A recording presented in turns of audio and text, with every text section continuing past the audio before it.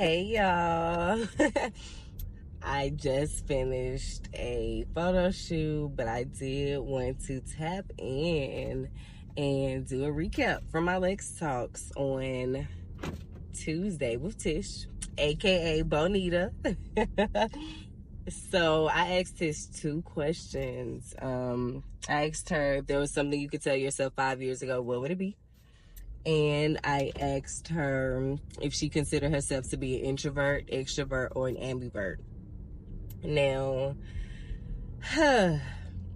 we all can think back 5 years ago, and I'm sure that we all can relate on the fact that there's something that we could have told ourselves 5 years ago that could have helped us out today.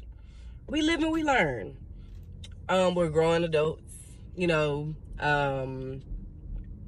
something that Tish mentioned was being more confident in herself. And while Tish models and she's also a photographer, she walks in many shoes.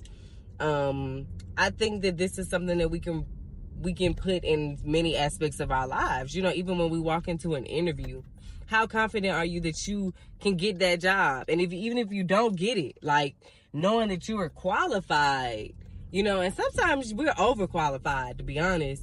I've not gotten a job because I was overqualified.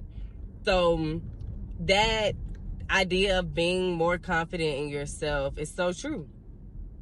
It's so true. And that's something I want us to all think about. How confident are you? And believing in yourself that you can get something done. And,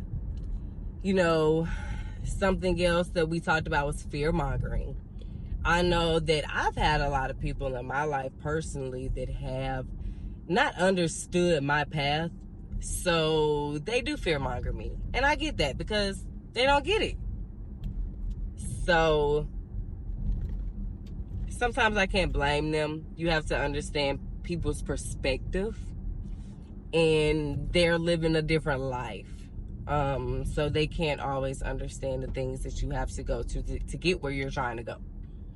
But don't let nobody fearmonger you, because at the end of the day, like I said, it's your life and it's your journey and it's meant for you.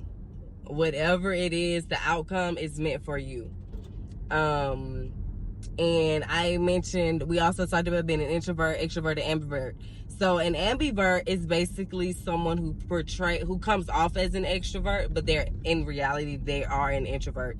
And the reason I spoke on artists in particular, because I am an artist, and I know that there are plenty of times when I appear as an extrovert, but I really am an ambivert, because I really I don't have to be around people. My social meter drops really low at times. There's days when I just absolutely don't want to be around people, and it's not because of people, it's really just because of me having to regroup, having to recharge. There are times when I can be really, really, really to myself, especially if I'm in an environment that I've never been in before and I'm trying to figure out that environment. So what are you? Are you an introvert? Are you an extrovert? Are you an ambivert? A lot of us, we don't talk about being an ambivert. But that, I feel like being an ambivert also comes with knowing you. Knowing who you are. So, yes. I'm driving. I know the phone's a little shaky. But I definitely wanted to at least tap in with y'all to give y'all a little recap. And I'm excited about the next interviews that I have coming forward. So continue to stay tuned for my Lex Talks. And I thank y'all so much. See y'all later.